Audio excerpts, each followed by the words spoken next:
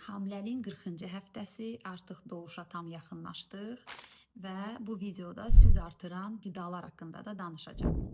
Hamiləliyin 40-cı həftəsində dölün çəkisi 3 kilo 200, 3 kilo 500 arasındadır normalda. Amma təbii ki, individual özəlliklərdən asılı olaraq daha kiçik və yaxud da daha böyük ola bilər. Əslində 2500 ilə 4500 arası normal çəki sayılır 40 həftə üçün. Uzunluğu da yenə genetik özəlliklərindən asılı olaraq 50 santimdən 55-56 santim arasında dəyişə bilər. Doğuş artıq yaxınlaşıb, bədən doğuşa tam hazır olmalıdır. Baş aşağı enib, basqı hissi var, tez-tez sidiyə getmə şikayəti var. Uşaqlıq boynunda yumuşalma, artmış selikli ifrazat, hətta bir qədər hazırlıq açılışı da ola bilər, özəlliklə təkrarı doğuşlarda. Doğuş əlamətlərini artıq bilir pasiyent, həkimi ona söyləyib, düzənli ağrı varsa, qanlı axıntı varsa, sulu axıntı varsa mütləq klinikaya müraciət etmək lazımdır və bu həftələrdə dölün hərəkətlərinə də diqqət etmək lazımdır. Döl 1 saat içində təxmini 10-dan 20 dəfə arasında hərəkət edir normalda və biz onu hiss edirik. Təbii ki, arada da yuxu periodları olur, məsələn 2-3 saat tərpənməyə də bilər. Bu normaldır. Doğuş yaxınlaşdı və biz uşağımızı necə doğuşdan sonra qidalandıracağıq? Bu haqda bəzən endişələnirik, narahat oluruq.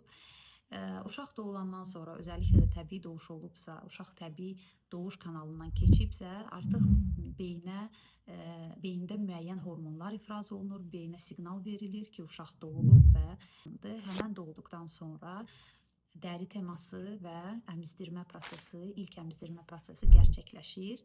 Təbii ki, ilk süd az miqdarda gəlir, amma yenə də çox qiymətlidir. İçində çox miqdarda immun sistemini gücləndirən vitaminlər və antitellar var. Biz başlayırıq 2-3 saatdan bir uşağımızı əmizdirməyə, amma bəzən süd miqdarımız az olur və bu bizə əlavə bir stres səbəbi olur. Artırmaq üçün nə etməliyik? Birinci olaraq, yəni ana həm emosional, həm dinlənmə açısından özünü yaxşı hiss etməlidir. Yəni stresdə olan ananın təbii ki, südü az olur. Yuxusuz olan ananın təbii ki, südü az olur. Ona görə bu periodda, özəlliklə ilk 40 gündə anaya həm fiziki, həm də emosional dəstək lazımdır. Bu bir mənalıdır. Qidada nəyə diqqət etməliyik? Südün 90% sudur. Ona görə 2-3 litrə su istifadə etmək mütləqdir.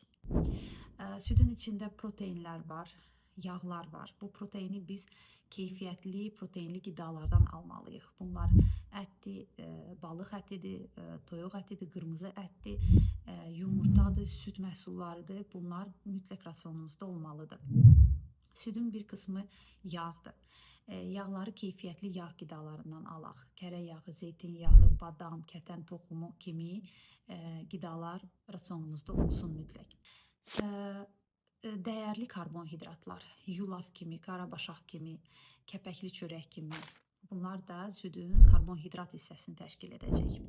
Bir də bəzi çaylar və otlar bilirik ki, südü artırır. Bunların içində də raziyana, keşniş toxumu, kətən toxumu, yulaf qida olaraq südü artırır, kimyon, qoz, badam, fındıq və sumaq. Nədən isə uzaq durmalıyıq.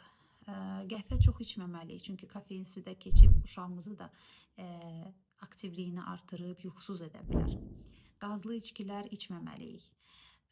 Stresdən uzaq durmalıyıq dediyimiz kimi. Zərərli vərdişlər varsa, təbii ki, alkoqol və siqaret istifadəsi süd əmzirmə periodunda qadağandır.